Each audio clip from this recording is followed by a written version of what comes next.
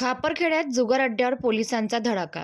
11 जणांवर कारवाई. 2,44,000चा मुद्देमाल जप्त. खापरखेडा परिसरात सुरू असलेल्या कथित जुगार अड्ड्यावर पोलिसांनी धडक कारवाई करत 11 जणांवर गुन्हा दाखल केला आहे.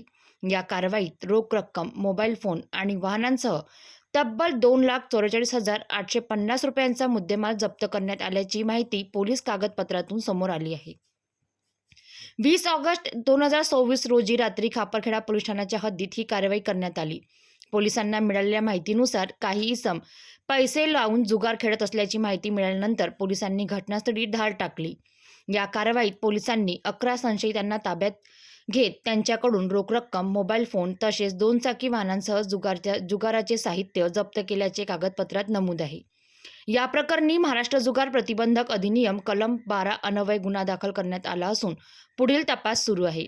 दरम्यान पोलिसांच्या या कारवाईमुळे खापरखेडा परिसरातील अवैध जुगार चालविणाऱ्यांमध्ये चांगलीच खळबळ उडाली आहे. ही कार्यवाही पोलीस निरीक्षक संदीप बुवा, सहाय्यक पोलीस निरीक्षक सचिन यादव यांच्या मार्गदर्शनामध्ये द्विपथकाचे मेजर संदीप सगने, पोलीस सिपाई आशिष मेश्राम, पोलीस सिपाई शेखर वानखडे, आशिष कापसे यांनी केली आहे.